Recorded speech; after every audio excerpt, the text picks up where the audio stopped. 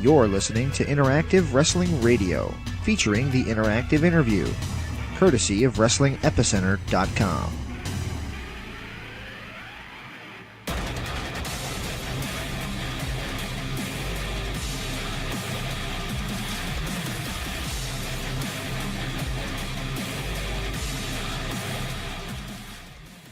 Good afternoon again. This is Ross Warmer with Impact Wrestling. We'd like to welcome everybody to this week's media teleconference as we kick off February. I figure it's a perfect month, the Valentine's Day month. Let's bring in our two special guests. Braxton Sutter. How you doing, Braxton? Hey, what's going on? Good to hear from you. Always good talking to you. And in addition, we'd also for sure like to welcome one of our favorite knockouts. So let's welcome Allie. Hey, hey. How's it going with you two? Pretty good, man. I'm sipping a coffee, no complaints. Pretty happy. All right, yeah, a latte, cappuccino. What do you get at Starbucks there, Allie? You know what? I'm a plain Jane. I just like coffee.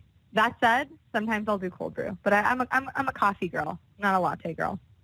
All right, Braxton, what about yourself? Straight black, man. Straight black coffee, and if I need it, I'll throw a little shot of espresso in there. All right. Well, how are things going for you guys? Let's lots going on in Impact Wrestling these days. Braxton, what's the latest with you? What's going on? I was on a little bit of a break there, but I think it was good because with that time I got to do some other stuff, get my body, help with some injuries to get my body right, get in better shape. I started a podcast, and then we just went into some tapings, and I got to do some better stuff. So I don't know, I don't know. I always try to make a positive about everything. So when I had a little bit of breathing time in there, because I was kind of like in limbo. It's like I was doing like X Division stuff and then outside X Division stuff, and then things with Allie. But now I think things are bouncing back, so things are good. The recording has started. And Allie, yourself, what's going on with you? Oh my gosh, so many things. I'm so excited for everything that we filmed a couple weeks ago. I'm so jazzed for those episodes to air. I think people will be really happy and excited.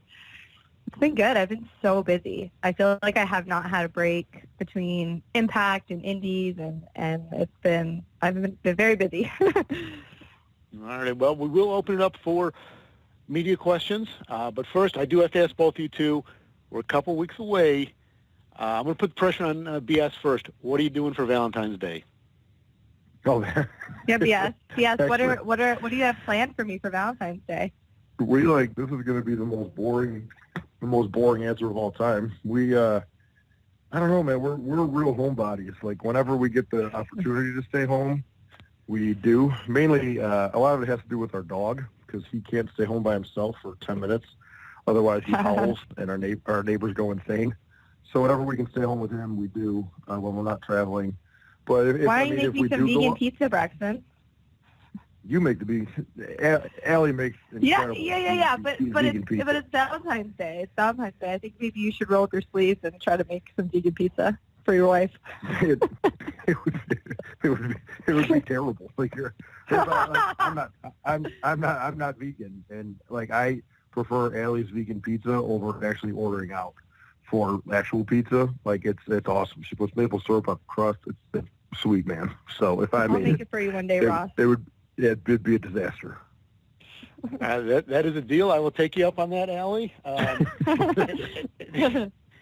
do I know, Braxton, you were talking about a bunch of chocolates and roses. Is that? I assume that's a given. That you had mentioned to me down. Yeah, that's those are cliche answers. That's that stuff's a given. But if we do it, it'll literally be we might go to the BS movies. knows the way to my heart. BS knows the way to my heart. Do you know what the way to my heart is, Ross? It's coffee and food. Well, I was going to say chocolate there. I was at least in the right direction. Yeah, you're in the right range. Mm-hmm. Yep. All righty. Well, again, we will open it up for questions from the media. One other thing also, media, if you would please make sure you specify if the question is for Braxton, for Allie, and or for both of them. Well, first and foremost, this is Big Ray for OneWrestling.com, and I just have to say off the bat, Braxton, how much better shape are you going to get in, number one? Seriously. Big Ray, man. This is great. What's going on, bud? How are you? Dude, I'm just trying to go backwards in time. You know what I mean? Just like get better with age, like a fine wine. Yeah. Oh, yeah. Okay. So it's a 12-pack instead of an 8-pack. Wonderful. Okay. So the question is actually for both of you, and it's kind of a, well, all right. For Allie, your character has evolved so much in such a short time.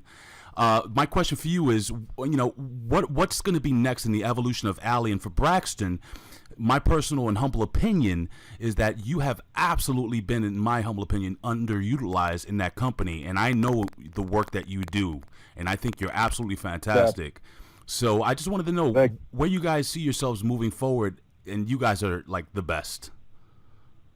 Oh, that was so sweet. Thank you. Just being honest. BS, do you want me to go first? Yeah. Okay.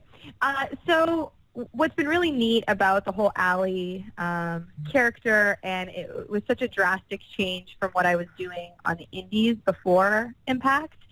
I don't know if anybody followed me as Cherry Bomb, but Allie and Cherry Bomb are just two completely different characters, like totally night and day. And it's been really cool to sort of be a part of this evolution of the character, and for me personally to come in as Maria's apprentice, and then slowly, start to fight back and learn how to wrestle, quote unquote, and then to actually work up the courage to go after the Knockout Championship has been like a really cool journey for me. And I think obviously the next step would be to win the Knockout Championship. I think that would be very cool for the character and for myself. Braxton? With what you were saying, yeah, I mean, I agree. I definitely think I could do more. But now at the same note, I'm gonna kind of carry off here for a second. Like, everything can't be at a high all the time. Like, I don't know, take like The Walking Dead, for instance. Like, I always, like, a lot of times my big, like, problem with The Walking Dead is, like, they'll have really, really good episodes, but then they have their filler episodes. And like a lot of people say, it's like, yeah, because it can't be high spots all the time. You know what I mean? You have to have your lulls. And I mean, a lot of good guys have gone to a lot of big companies, and they might start off hot, they drizzle down, then it goes somewhere else. You can't appreciate the highs without the lows. So for me right now, yeah, I really haven't gotten a chance yet to do what I think I can do, but it's coming. And once it does, I'll take that platform and I'll take off. Thank you guys so much. Ray, thank you. Man. Good to hear from you. Good to hear from you too, guys. Thanks, bro. Muted. Good morning to both of you. David Dunn from the New Zealand Pro Wrestling Informer here. My question is for Allie. Allie, you and I are of a similar age, and it feels like when I was growing up, there was sort of a lot of negative stereotypes around vegans. But as the times change, there's a sort of a growing movement within the wrestling community, I guess just within the general public, that veganism's an acceptable lifestyle now. What does it mean to you to be out there as a vegan, as a very public figure, and sort of be out there on a world stage representing veganism? That's a great question. Good question. I like that question. Good question. Well, veganism is something that I'm very passionate about. People ask me this all the time, like, are you vegan for the health benefits? Is it for animals? Is it for the environment? For me, it was always for the animals. Even as a kid, I had a really hard time eating meat. I went vegetarian when I was 14. And so to be able to use the small platform that I do have to promote a vegan lifestyle and a vegan diet is really cool. And it's neat because I have a lot of people that ask me questions about it. Like, they're interested in it, but they're not sure, like, how to start or what to eat and all these things. And it's really been cool for me to be able to talk to these people and give them advice and to actually see, like, I remember when I was years ago, it was hard to find any kind of vegan options. Even though I was a vegetarian, I would look for things like alternatives to mayonnaise and cheese and things like that, and the options that were available were awful. So to see how much the movement has grown and it's become a lot more mainstream now, it is pretty exciting, and I think more and more people will start to turn to the plant-based lifestyle. At least I hope so. Fantastic. Thank you. Thank you. I guess, Allie, we should have a little follow-up question on the vegan front. Clearly, this past time in Orlando, we had a newcomer who certainly speaks very highly on that vegan world, and you got to, I believe, go to a brunch with him, or a breakfast. I apologize, I don't remember which one it was, breakfast or brunch. Yeah, it was a brunch. It was a brunch. It was so cool because, like, me and Aries have been, like, social media friends, but I've never met him really. We never really talked, and we were like two peas in a pod. We were just chatting all about the vegan lifestyle and vegan options and the food we like. It was awesome. It was great, and the food at this place was, oh my gosh, it was amazing. It was so good. We had chicken and waffles and biscuits and gravy. Oh my gosh, it was amazing. Now, Kimmer, did you say, like, did they have, like, healthy stuff, or did you guys just eat kind of like you said, like gravy and waffles and... Yeah, it was a little bit unhealthy, but delicious. We were both laughing and joking about it because we were trying to not eat all of it because we both knew we had to wear spandex. So we were like, oh, let's just take little bites. Well, media, as long as we do mention Austin Aries, I will give you the scoop now. Next Thursday, right here on the Impact Wrestling Media Teleconference, Austin Aries, next Thursday. That will be at 2 o'clock Eastern Time next Thursday. Good stuff. Hey, guys, it's Jeremy Bennett with Sportskeeda. Hi. This is for both you guys. Cool. Mixed tag teams are becoming increasingly popular all over pro wrestling. We've got the Mixed Match Challenge. You had the rise of Joey Ryan and Candice LeRae. Would you guys like to see Impact Wrestling have more mixed tag matches where you guys can team up? Oh, yeah, absolutely. I mean, I refer back to the indies only because I don't know who knew us on the indies and who didn't, but BS and I were a team on the indies. Not so much wrestling. I usually managed him, but we did have the opportunity to have some mixed intergender matches, and I would love to share a ring with BS. That would be an Impact. I think that would be so much fun, and we have good chemistry, like just natural chemistry, so I think it would be a lot of fun to kind of explore that dynamic more in Impact. Yeah, again, I mean, intergender wrestling definitely has something special to offer. You know what I mean? And there's like you said, I mean, like with it growing, there's definitely a market for it now because there's been so much attention on it because it's like a lot of things. Like as long as it's done right, it's awesome. It's something different. And it's super cool to watch. Thanks, guys. Thank you. Thank you. So do we ask each of you two to name somebody who you would team with if it wasn't the other one? Oh my God. Well, since we're talking about Aries, I feel like me and Aries would be a good tag team. We'd be like the vegans taking over. Bro, so you trying to ruin Valentine's Day? What are you doing? Come on, you said you basically are going to do nothing for Valentine's Day, so I'm trying to, Sorry, BS, I just threw you right under the bus there. Throw it in the toilet. Come on, man. You're going to ruin the rest of my day here. I'm going to leave that one open-ended if you don't mind. All right. That could get you just as much in the doghouse as anything, and I'll keep going to make sure you stay out of it. Hi there, this is BQ from the Impact Lounge. My question is for Braxton, but first I want to say to Allie, someone passed me a veggie and hummus plate at dinner last night, and I couldn't pull the trigger, but maybe next time I'll give it a shot, but couldn't pull the trigger this time. Hummus and veggies, that's delish. Next time, better try it. Next time I will do it. All right. So my question is for Braxton. First of all, I want to say I'm a very avid listener of Kicking Ass with Jesse and Andy. I think it's really awesome to hear your personality shine when we're not always privileged to get that on television necessarily. So it's kind of a two-part. how did the idea of the podcast come about? Because it's wrestling-centric, but not about wrestling necessarily. And will we ever hear Allie on it again? That was my favorite episode. I think she even cursed on it. pretty wild stuff, huh? Sorry, there's a couple questions in there.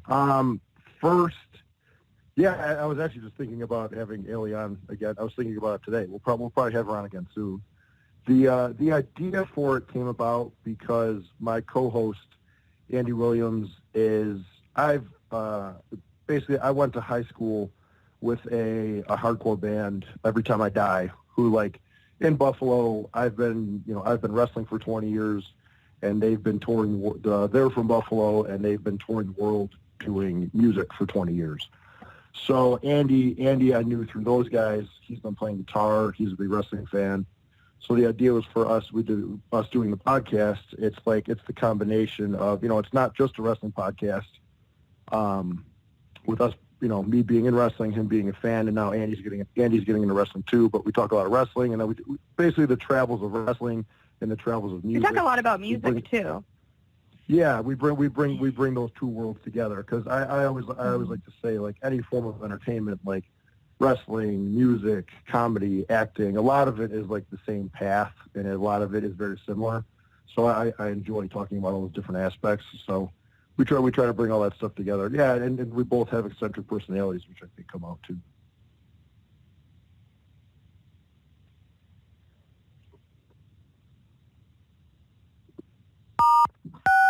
If you'd like to ask a question, your request has been received. Hi. And I know you guys said you didn't have too many extravagant plans for this Valentine's Day, but have you guys done anything extravagant in any past Valentine's Days? Oh my God. I feel like this is going to make us sound like the worst, most boring couple on the planet. The most boring people.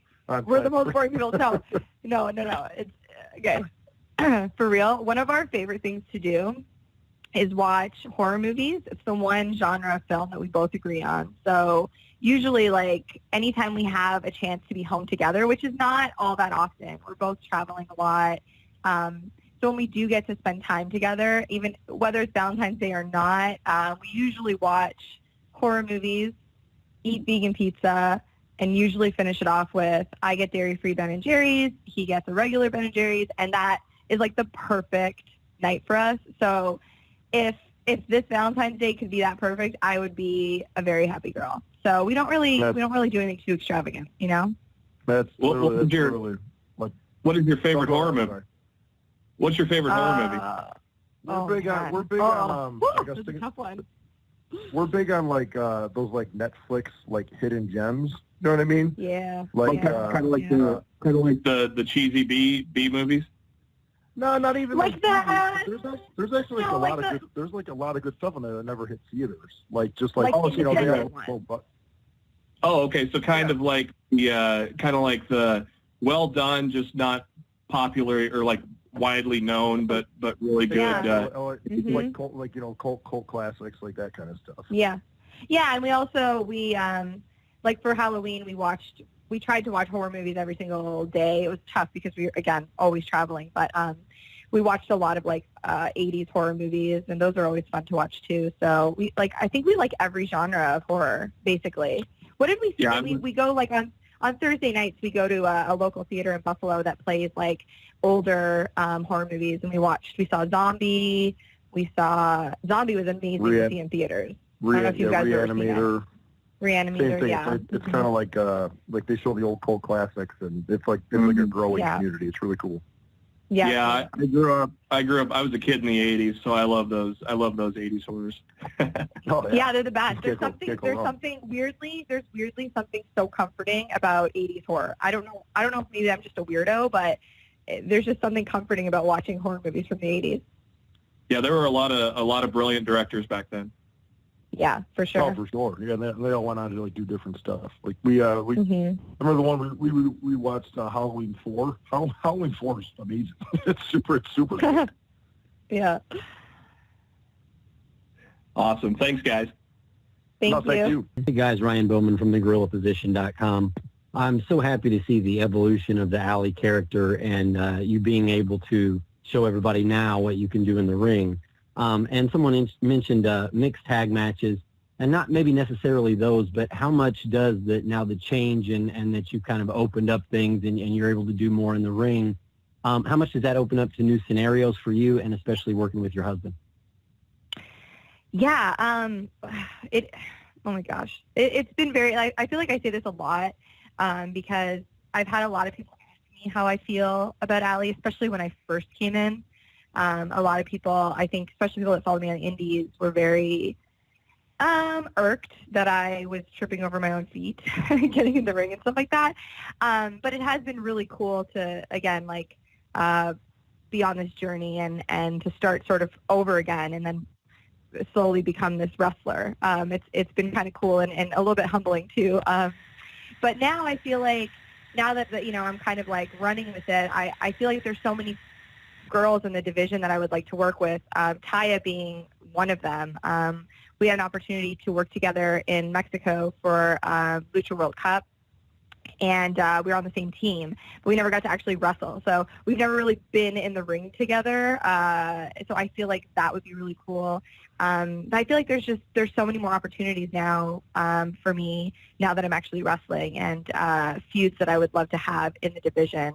And I've talked about this before. I would love to see the tag titles come back for the girls.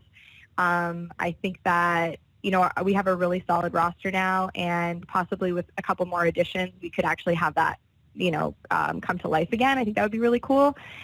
So, yeah, I just feel like there's so many more opportunities now that I'm able to get in there and, I can do my thing. So we're going to see some glimpses of the old cherry bomb in 2018. Yeah, I'd like to. Yeah, for sure. Thank you so much. Thank you. Thank you. If you'd like to ask your request has been received. The writer asked that I do not mention his name, his media outlet, or even the country he lives in. Very secretive. Well, I think I understand when you hear the first part of his question, you'll understand why. Allie, it's been great here listening to you today. However, all I want right now is a big, fat, greasy, juicy cheeseburger. Ew.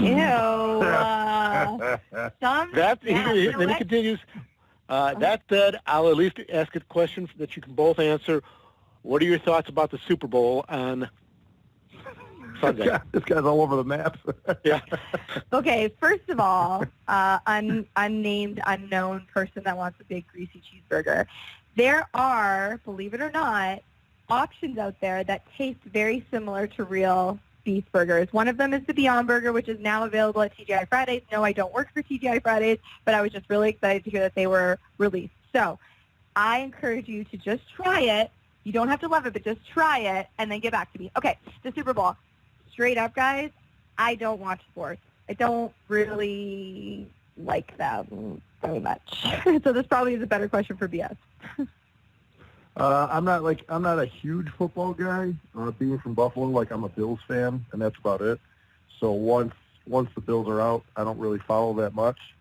I feel like this answer is probably going to catch me a lot of heat, but it's tough. I like the story of the city of Philadelphia. They're so passionate about everything. It would be really cool to see them pull it off. But at the same time, here's where the problem lies: is I really like Tom Brady. I enjoy greatness, and I think we're watching greatness right now. He's he's hands down one of the best football players of all time, and I just like his work ethic, and I like following the guy. So to me, if the Patriots pull it off, I think it'd be pretty sweet.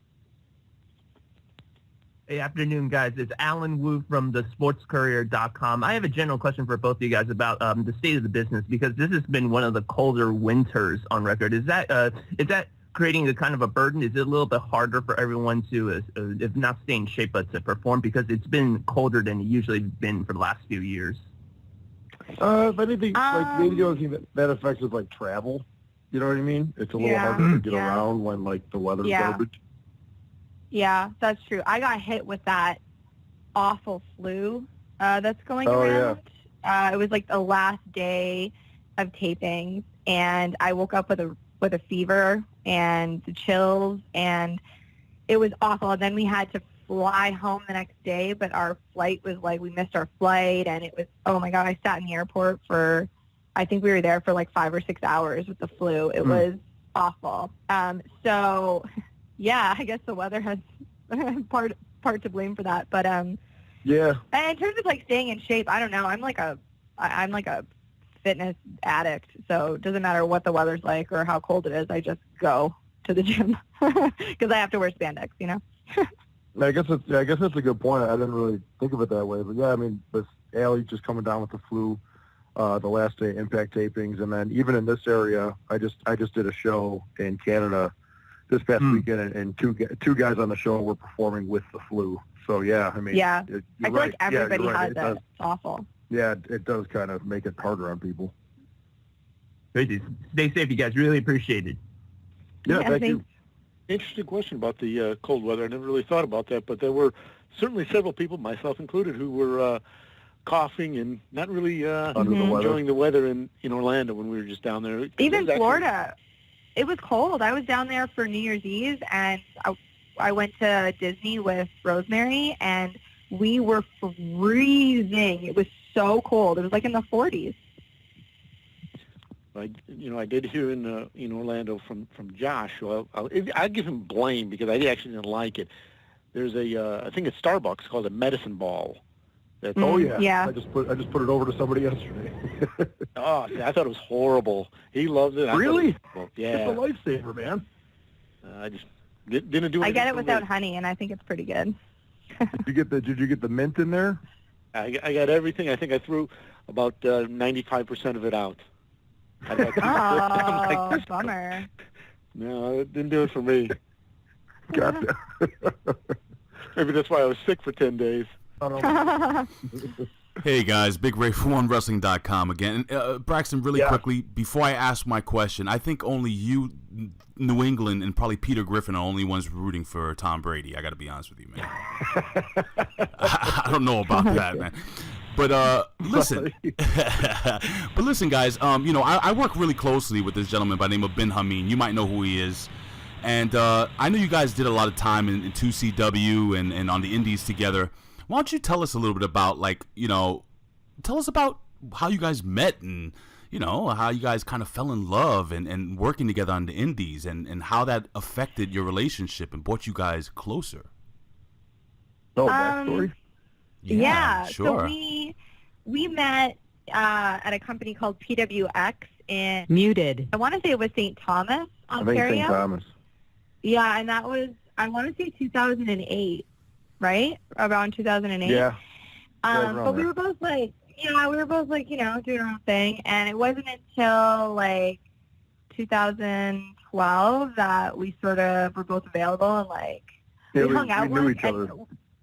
Yeah, we knew each other for years, and we ended up talking for 2 or 3 hours about horror movies and music. And it was you ever see Step Brothers when they're like, did we just become best friends? Yep. It was sort of like that. It was just am I wrong, or am I telling a weird story?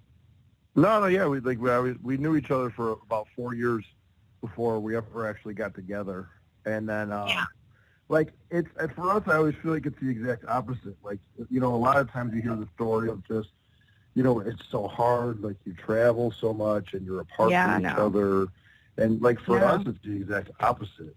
That's I don't know. For me, it was always being with somebody who wasn't in the wrestling business. It was tough. And then now with me and Allie together, because we're passionate about the same thing. You know what I mean? She understands what I'm going through. I understand what she's going through.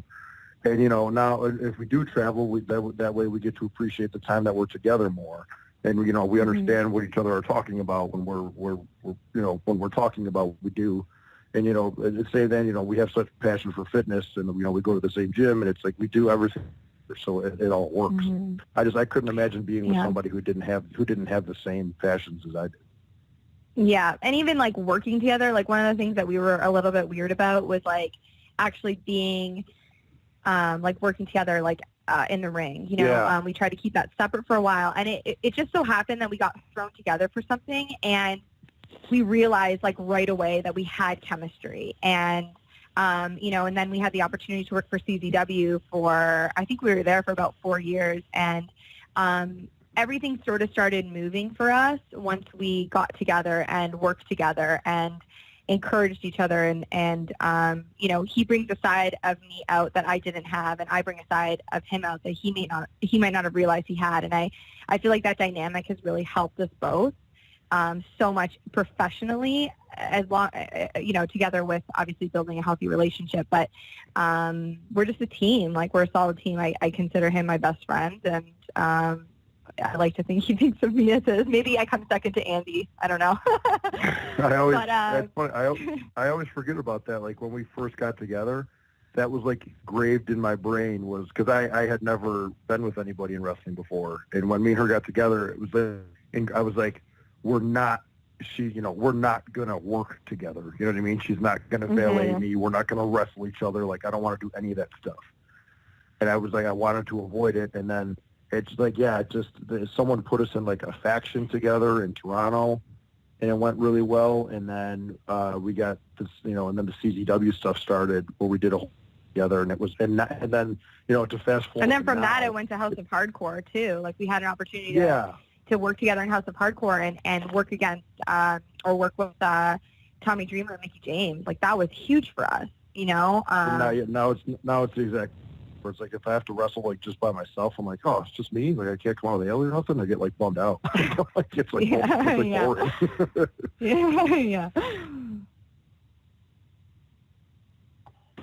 This is Hannibal from the Hannibal TV, and I have a question for Allie.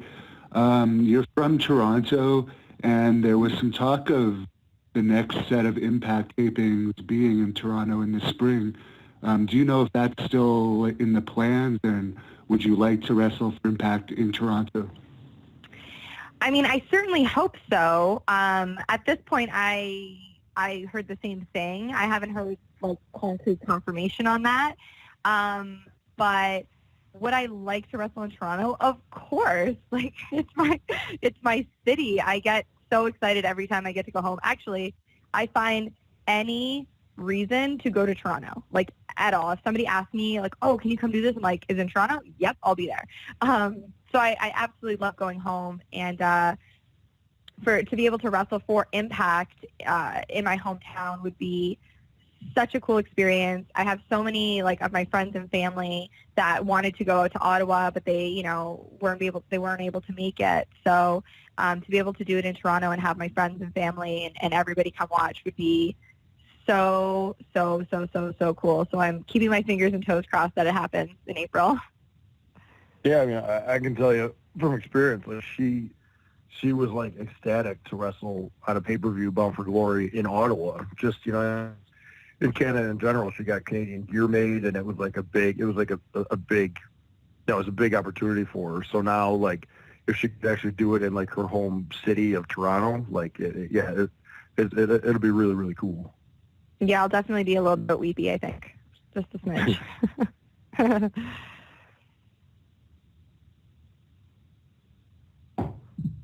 This one's for both Allie and Braxton. This is Sean Ross Sapp of Fightful.com. You both had established names and personalities for years before this.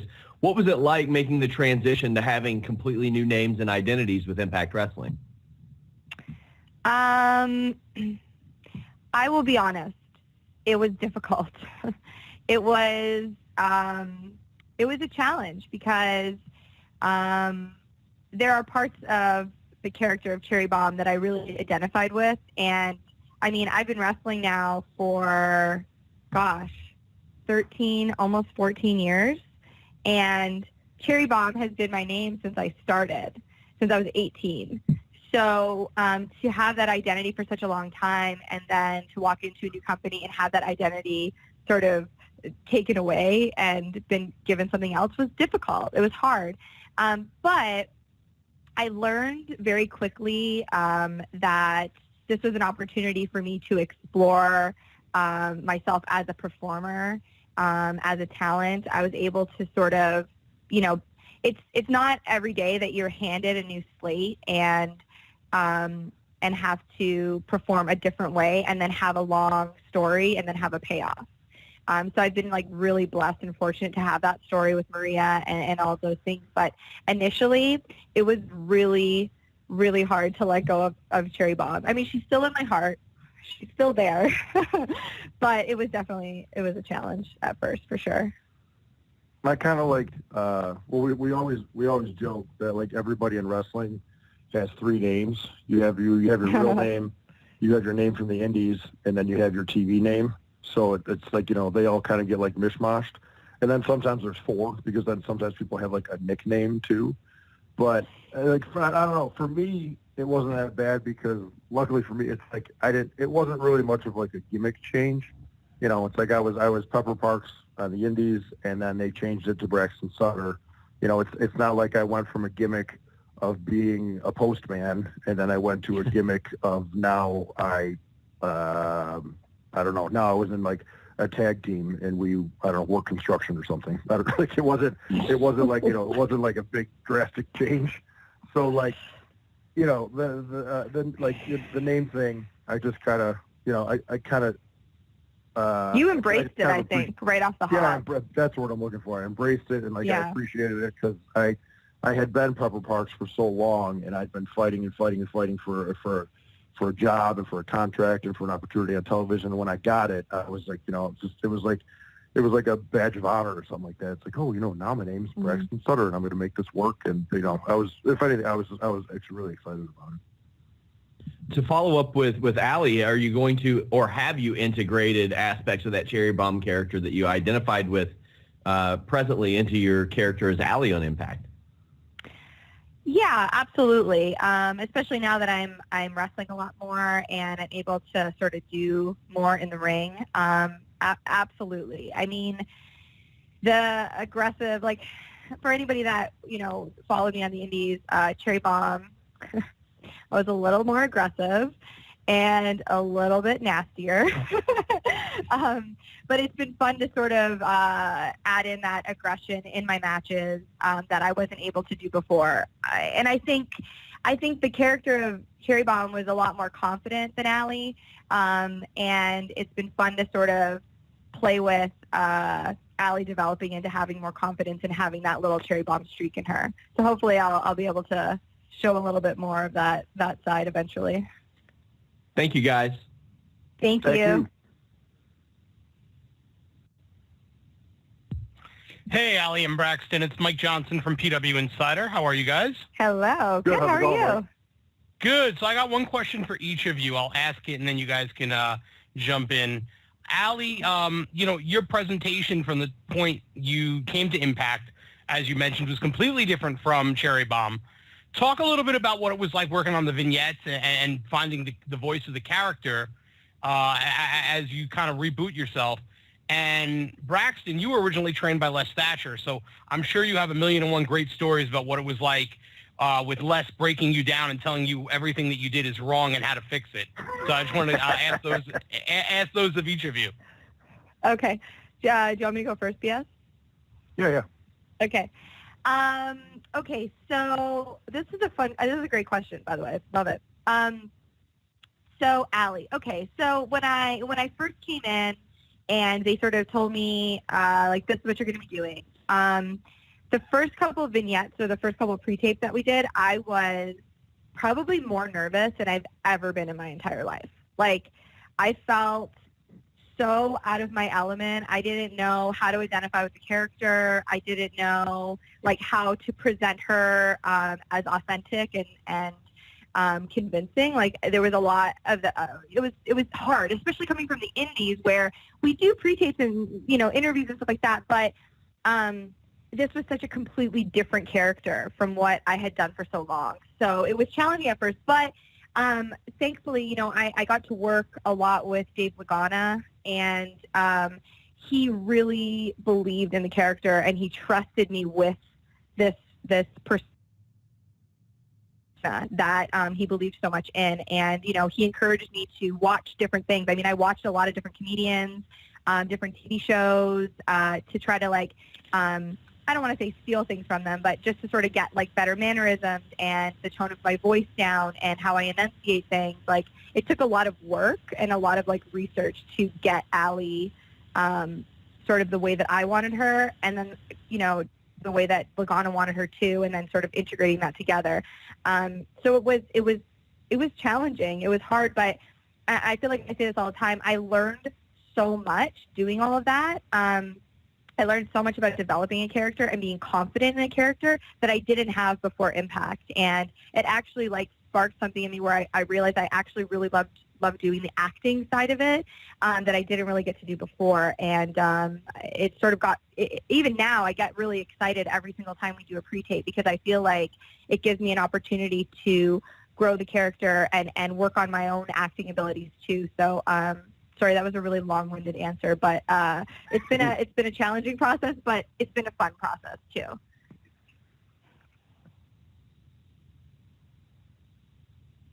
Do you want to answer, BS? Oh yeah. Okay. So yeah, I always say I'm really, really happy I trained with Les because Les is very, very good with teaching people from the ground up as far as like basics. And that's where I think that's a lot of the problem is today is a lot of people they don't learn the basics first and they kind of jump ahead. They learn to run before they learn to crawl. But yeah, Les has like a very old school mentality where you're gonna hear, let's say 99% bad stuff and maybe 1% good stuff if you're lucky. But his whole mentality behind that is because that's how you get better. And you know what I mean? If you develop an ego and you think you're doing all, like, because nobody is good at wrestling when you first start, especially, you know, I mean, even if you do catch on pretty well, everybody's terrible, at least for the first couple years. So, you know, if you start getting a big head on yourself and you think you're catching on quick, you're doing great, you're not going to get better. So Les definitely enjoys running into the ground every chance he gets. But like I said, it's just that's his way of going about things. Like I can remember, he was at this point we had like 2 separate classes, and he was talking to the class of like newer students, and he was just kind of running them down and telling them how they can't be lazy. And one of the examples was he was saying, you're not going to get good at this through osmosis. You know what I mean? You can't hang out next to Jamie Noble and learn how to work. And then he said something along the lines of like, you can't be around Pepper and get his abs. But the thing was, I wasn't there when he said that. He would never say that to my face. He would never. When somebody told me he said that, I was like, oh wow, really? Like that's awesome. But he would that's just the way he worked. He would never, he would never say that to your face. It was, but then like I said, this isn't a knock on Les because it's actually a really good way to train people is, if you come back from a match, you're going to get better. But, if someone just tells you about all the good stuff, no, you need to hear about the bad stuff so you can fix that. So that's just kind of how Les's old school mentality works. And if I can just interject something really quickly, and this isn't even, you didn't ask me this, but I'm just going to tell you.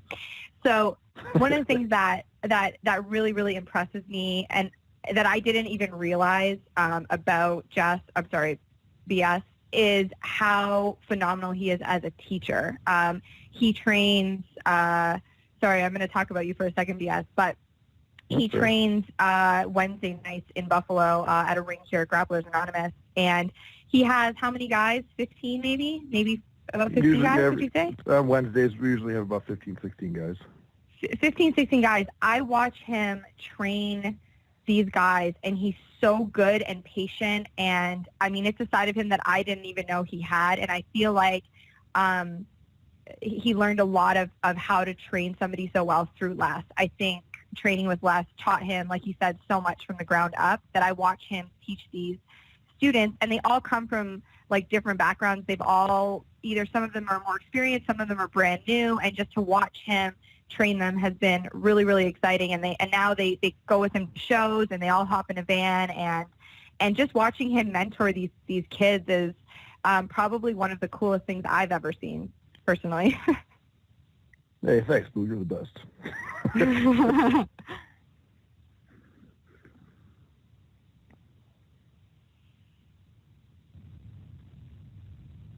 Hi guys, it's Dan here from TWS Radio in the UK.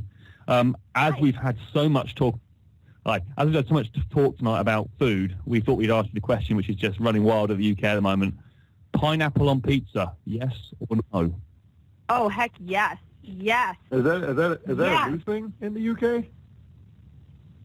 We've been spearheading it for a while now. We've even got a hashtag Pineapplegate, and it has split so many people.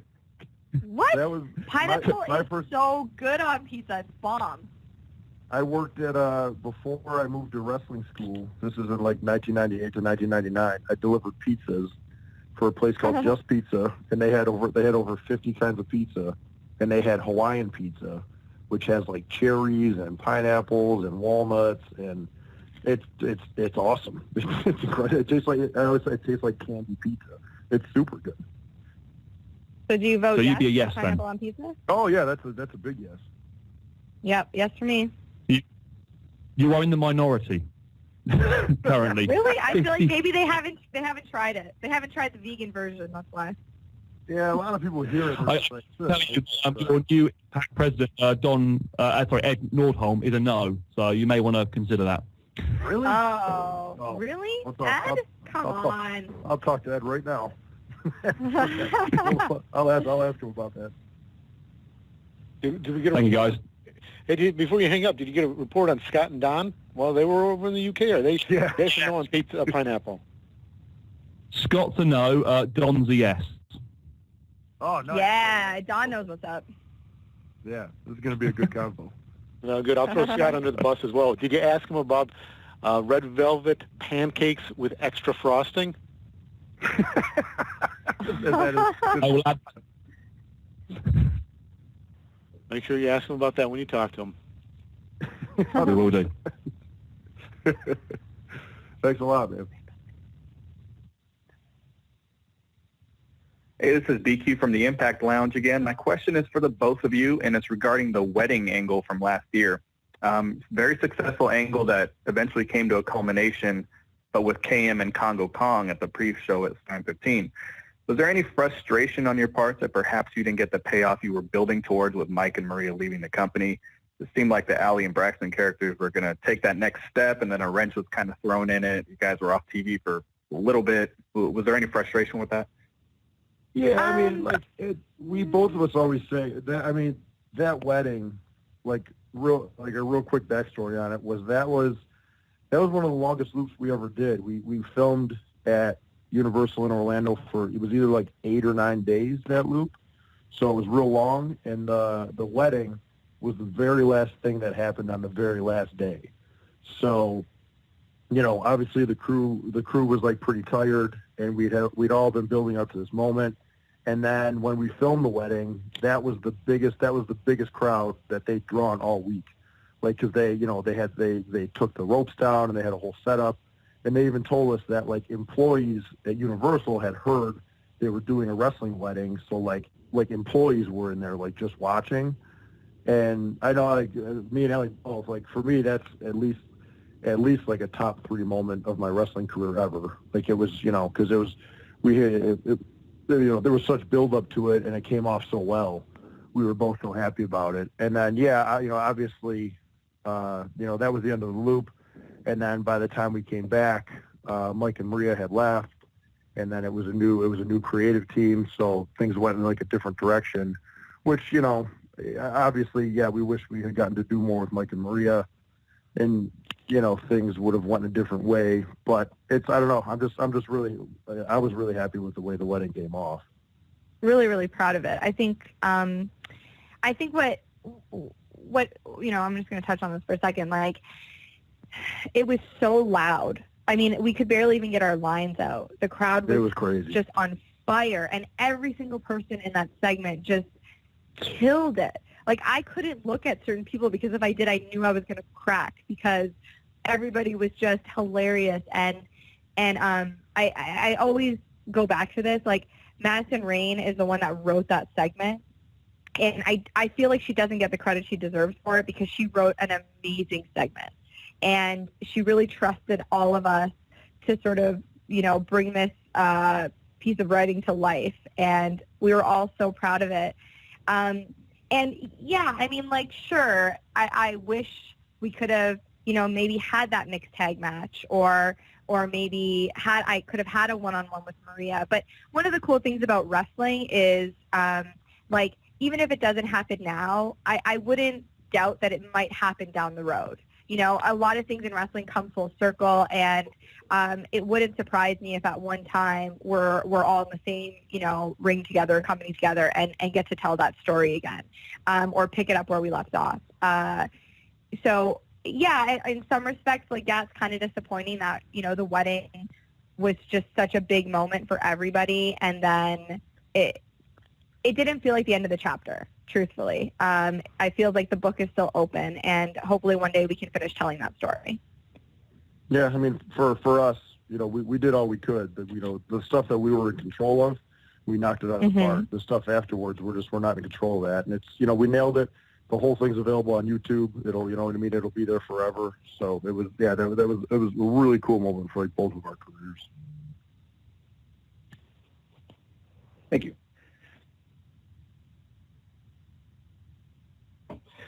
Hey guys, Jeremy Bennett with Sportskeeda, and this question is for Allie.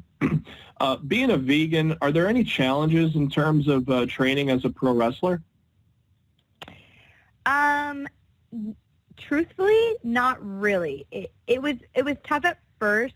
Not so much the training, but more so of, like, the traveling and getting used to sort of what my options were, what I could eat, and what had, like, there's milk and eggs and so many things, like things you wouldn't even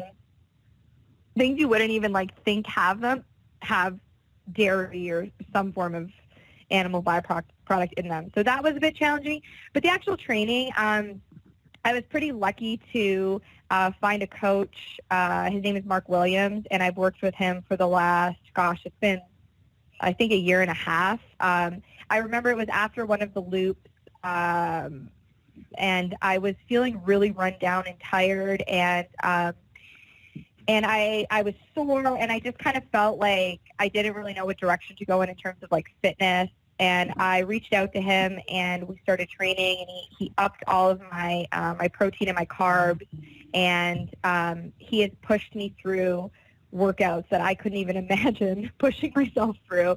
And I've trained kickboxing with him now, and he really changed my life in terms of, like my fitness and goals and things like that. So it was a transition for me, being a vegan and being an athlete and all of those things combined. But with his help, the biggest thing was Mark got you to eat more. Yeah, he got me to eat more. That was a problem for me. I just wasn't eating enough. And he was like, you need to eat a lot more than you're eating. And once I did that, I noticed a huge change in my body. So it wasn't so much as the vegan part. I think it was more of just like how to fuel my body for the activities that I was putting it through, if that makes sense. I did want to say this. Go ahead. Say this earlier.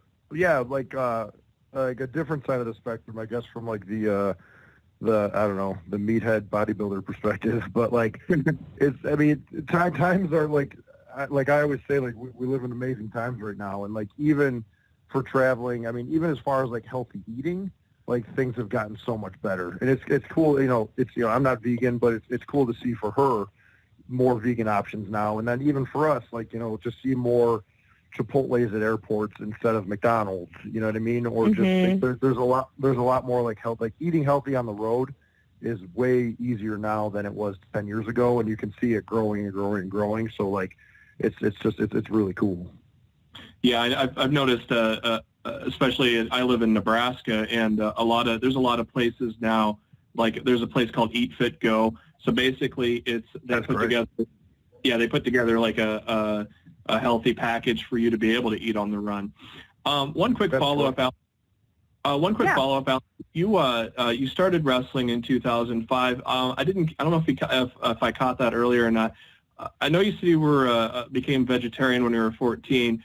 What point did you become vegan?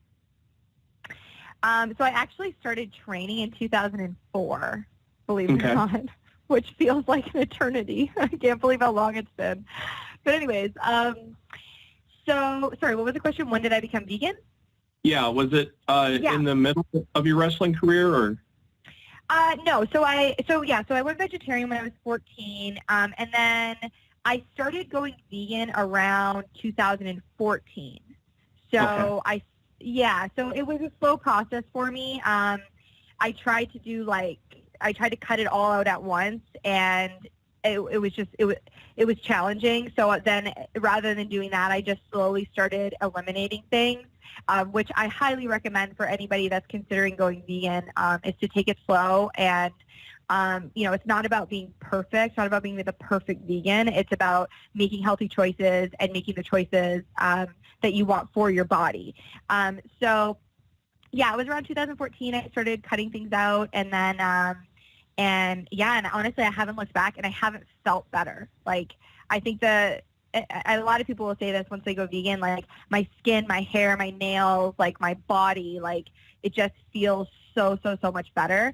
But I do stress that it's really important to research the foods that you should be eating, learn how to cook them, learn how to get comfortable, eating and cooking with tofu and seitan and tempeh and all those things, because it makes the transition so much easier once you actually know what you're doing and how to navigate it.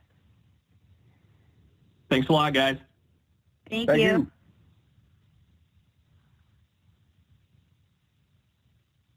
Hey, this is BQ from the Impact Lounge again, sneaking back in. There was a storyline going on with, either of you can answer this. There was a story going on with you guys previous to, I believe it's previous to Bound for Glory, that never ultimately materialized, and perhaps it had to do with the change of management. Could we see, I don't know if you're on liberty to speak about it, but could we see that storyline pick up again in the future, or will it go a new direction? And basically what I'm alluding to is the angle where Braxton was maybe showing some jealousy. Yeah. Well, BS is definitely going to be on upcoming episodes. So we can't really give anything away, but I wouldn't say that it's dropped, right? Yeah, exactly. That's the perfect way to put it. The storyline was growing, and then it kind of dropped off, but it's getting ready to pick back up here shortly. So yeah, please check it out. Yeah, it was a lot of fun stuff coming up in the next few weeks. Yeah, man.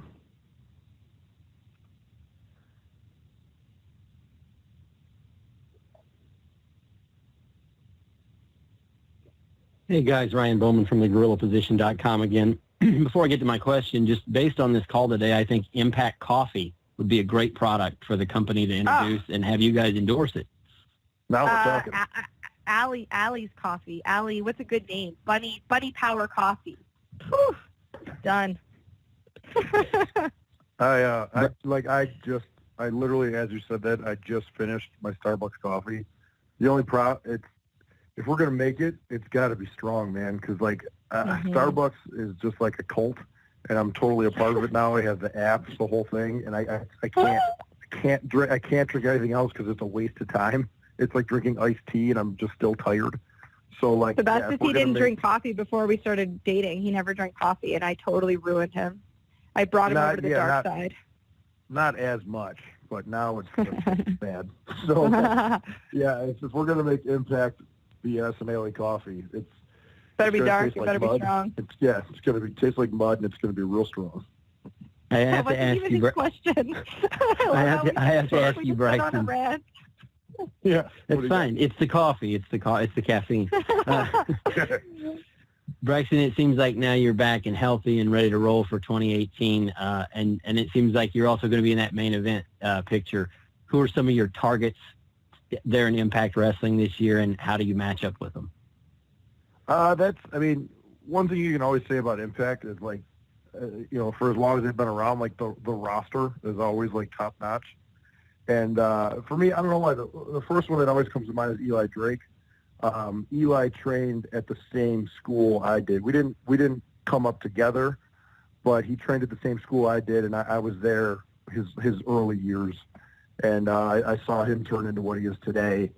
And it's really cool to see him evolve and get as good and be as good as he is. And I always knew. It's funny, me and a bunch of guys were talking when he first started with Impact. We were just like, yeah, he'll be champion. He'll be champion of Impact. And then when it happened, it was cool to say I called it. So I I'd really like to professionally wrestle Eli Drake. I'm a big fan of like Alberto Del Rio's work right now, or I'm sorry, Patron's work, and so Patron would be another guy. And let me think, EC3 is another, and I would say Eli. The top three that always come to mind always EC3. Eli Drake, Patron, and then I'm gonna add one more, Moose. I've never gotten to wrestle with Moose before, so those would be my top guys.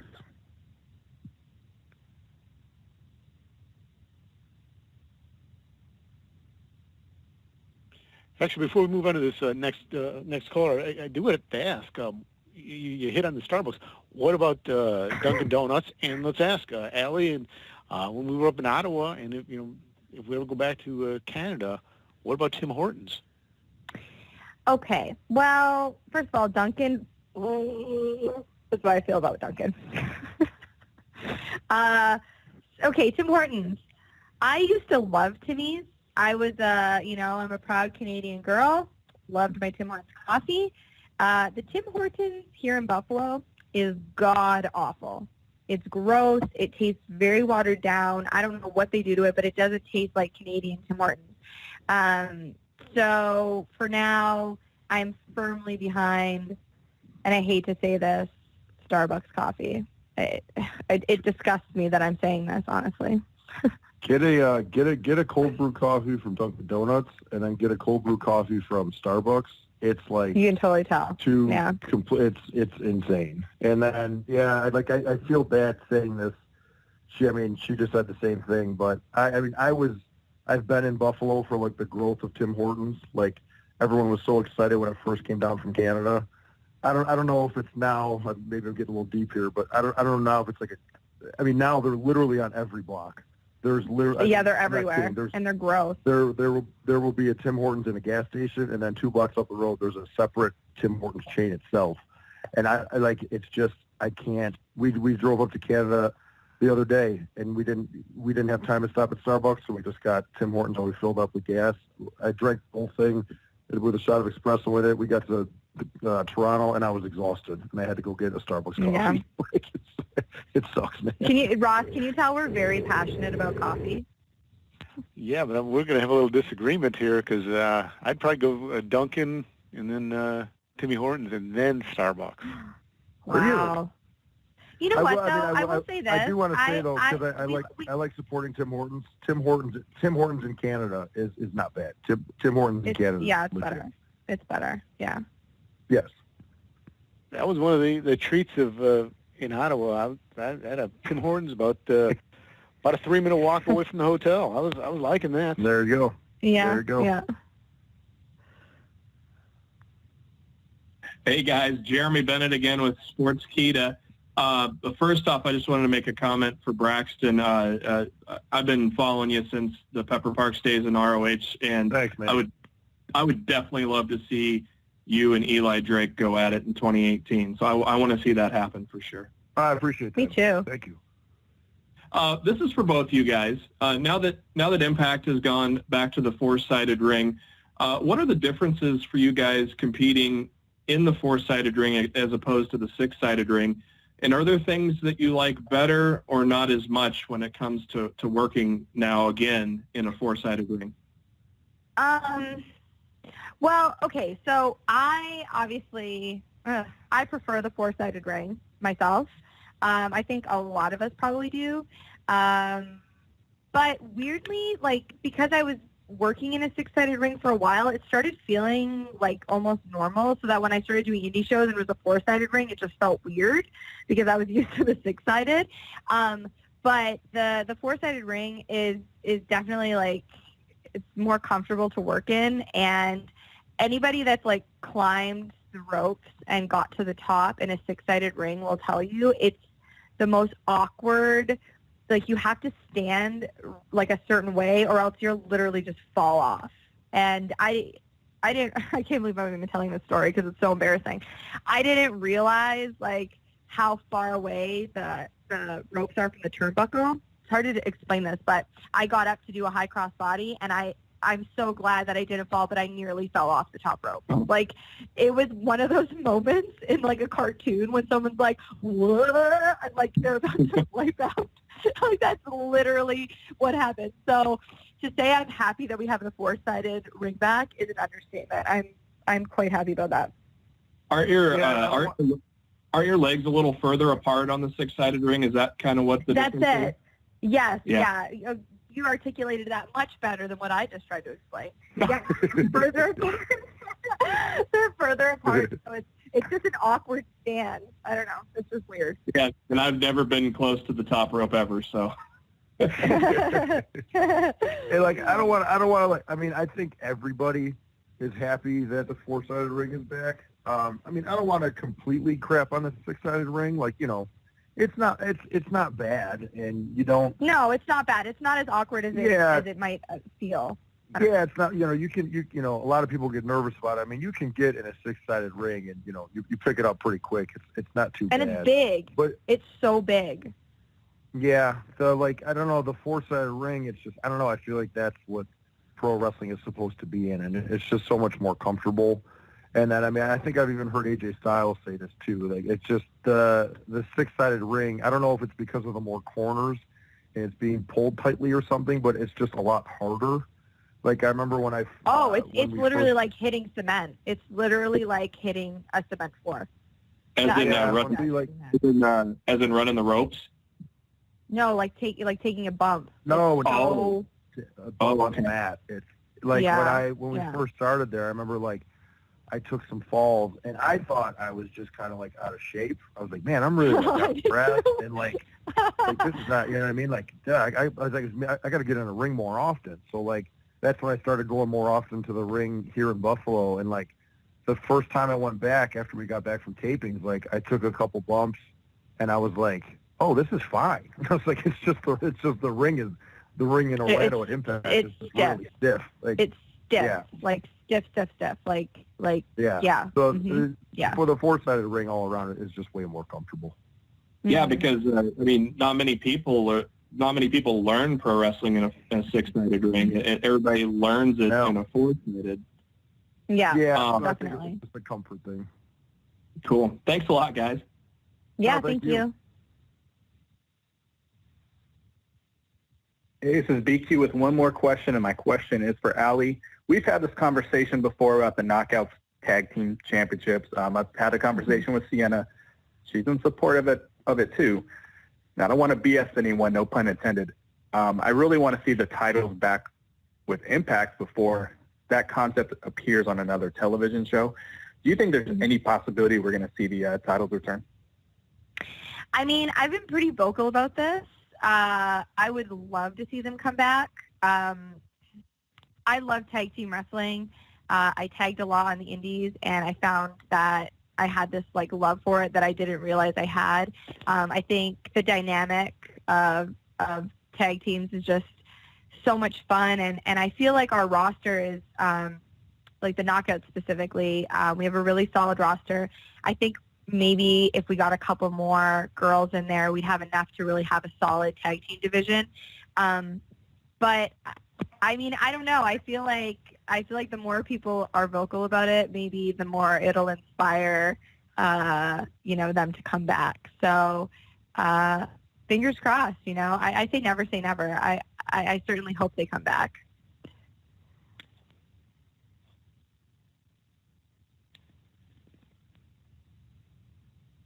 Hey guys, Ryan Bowman from thegorillaposition.com. One more time. You guys obviously have worked together for a while now. Do you see yourselves as wrestling lifers? Do you think you'll work together as a couple in wrestling forever? Or is there going to be a point or a goal that you reach where you both say, okay, we're done, we're ready to go home now? I mean, for me personally... We plan on being married forever, so... Well, I thought that was a given. I'm talking about, are you going to be ready for the wrestling business forever? Yeah, exactly. It's a given, all right? You're stuck with me, okay? Deal with it. I don't know. I'm 37 now, and I still feel pretty good with, like, as long as I'm wrestling and as long as I'm with her, like, I'm pretty sure she's going to be involved with what I'm doing. So for me, yeah, it'll probably be like a forever thing. Yeah, and I mean, I feel like I can only speak for myself personally in terms of how long I want to wrestle. Like, I love wrestling. I still get butterflies, and I get really, really excited before every match. I mean, if you're with me backstage, you know that I'm usually pacing around, and I get nervous every single time I go out. And that feeling has stayed with me over the last, 13 years. If that feeling goes away and I'm just not feeling like I love it anymore, or I'm feeling like it's time for the next chapter, then I'll make that decision based on how I feel. But right now, I still really love it, and I love. Oh my gosh, that's our dog Hulk Hogan. Really sorry about that. But I love working with my husband. I love the dynamic that we have. So yeah, absolutely. As long as I'm wrestling, I think in some capacity we'll be working together.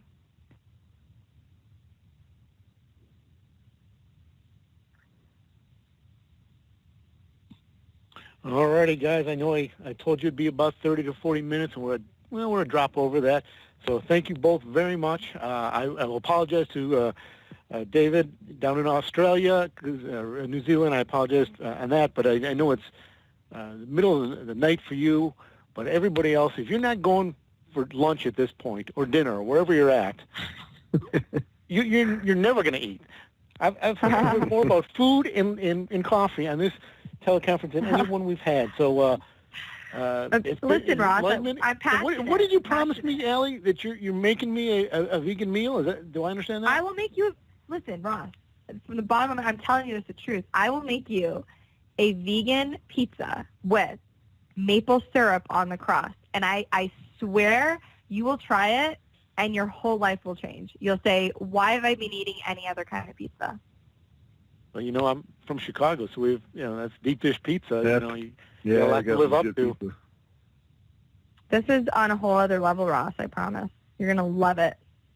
All right. Well, we will open it up for a final thought from each of you. Allie, take us home. Your final thought. Well, first, I just want to thank everybody for calling in and asking some really fun questions that are different, out of the box. As you guys can probably tell, I do love talking about food. I love talking about veganism, coffee, three of my favorite things, but no, I'm just kidding. Sort of. But no, I just want to thank everybody for all of the outreach and support I've had over the last, few weeks. People have been really excited about me wrestling more. And I do just really quickly want to touch on something that I posted about yesterday regarding mental health and mental health issues.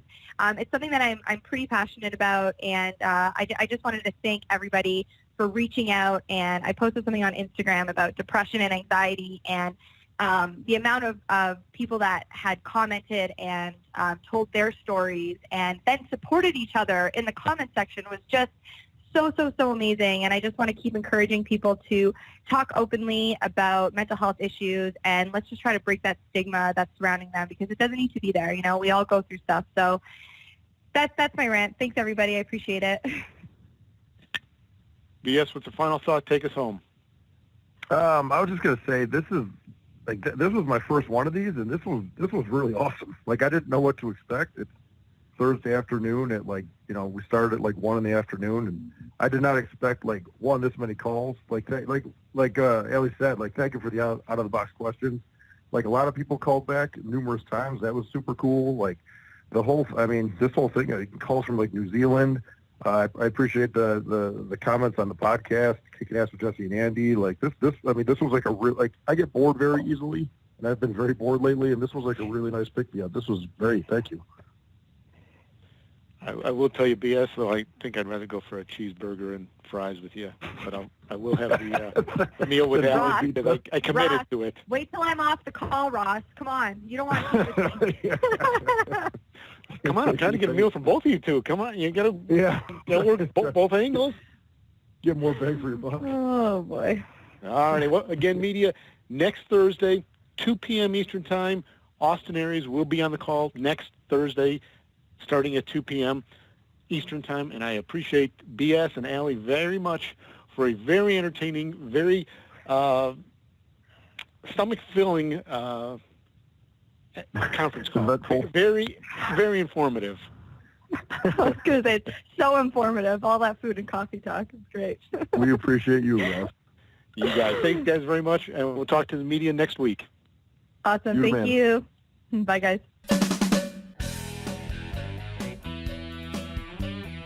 The Wrestling Epicenter has been around since 2002, and in that time, all these guests, everybody pictured, has been on our podcast. We're more than just a radio show, though, so check out WrestlingEpicenter.com for all your wrestling news and needs.